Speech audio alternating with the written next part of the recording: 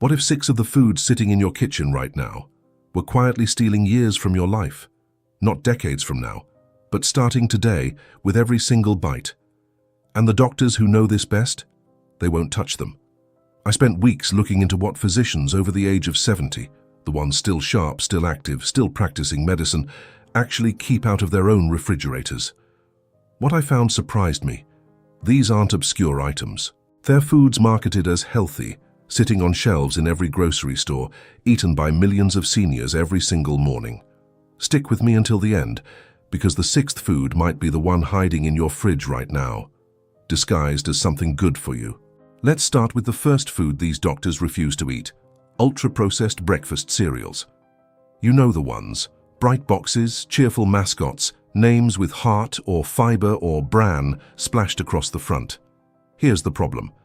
Most of these cereals are built from refined grains, stripped of their natural nutrients, then sprayed with synthetic vitamins to look wholesome on the label. Worse, many contain between 10 and 15 grams of added sugar per serving, and most people pour double the serving size into their bowl. For adults over 60, this matters more than ever.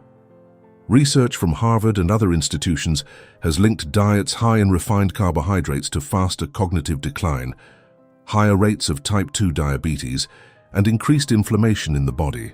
Imagine you're 68 years old, waking up tired, eating what you believe is a healthy bowl of cereal, and within an hour, your blood sugar spikes, then crashes, leaving you foggy and hungry again by 10 a.m. That's not aging, that's your breakfast. What do these doctors eat instead? A bowl of plain rolled oats with berries and a handful of walnuts, or 2 eggs with avocado, real food that your body actually recognizes.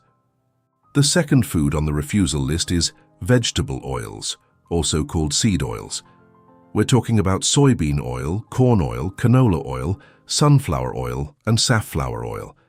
These oils flooded kitchens in the 1970s, marketed as heart-healthy alternatives to butter.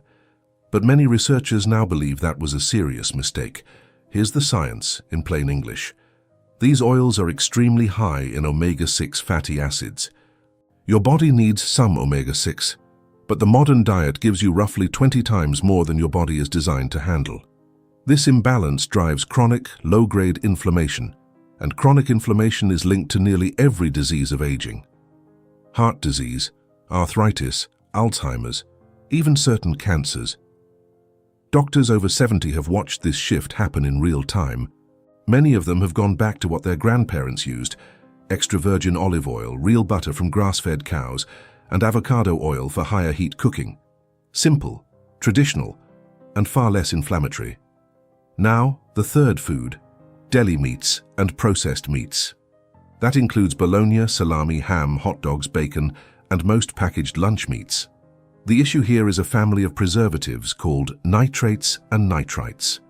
When these compounds combine with the high heat of cooking or with stomach acid, they can form nitrosamines, nitrosamines, chemicals that the World Health Organization has classified as probable human carcinogens. For someone over 60, whose cellular repair systems are naturally slowing down, reducing this exposure really matters. A 2019 analysis published in the British Medical Journal found that regular consumption of processed meats was associated with higher risks of colorectal cancer and heart disease. That doesn't mean a single sandwich will harm you.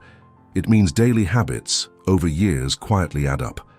What do the doctors do instead? They roast a whole chicken on Sunday and slice it thin for sandwiches all week. Or they choose uncured, nitrate-free deli meats, now available in most major grocery stores. A small swap, a real difference. Before I get to number 4, which honestly surprised me the most, let me remind you of something important. Every small change you make at this stage of life still matters. The body is remarkably forgiving, even after 60, even after 70. The research is clear. It's never too late to benefit from better choices. The fourth food is one almost every senior I know has in their fridge: diet sodas and artificially sweetened drinks. The logic seems obvious, right? 0 calories, 0 sugar, 0 harm. Except the research keeps pointing somewhere troubling.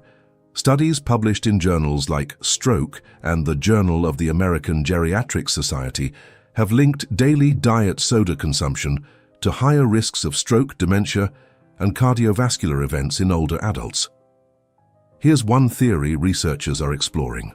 Artificial sweeteners like aspartame and sucralose may disrupt the gut microbiome, the community of bacteria in your intestines that regulates inflammation, immunity, and even mood. In seniors, whose microbiomes are already more fragile, this disruption appears to hit harder. The doctors I studied drink sparkling water with a squeeze of lemon or lime, or herbal tea, or just plain water. Boring, maybe. But their brains at 75 are sharper than many people's at 55. If this is helping you, a quick thumbs up really helps this channel reach more people your age. Now let's keep going. The fifth food is one that fools almost everyone. Low-fat, flavored yogurts.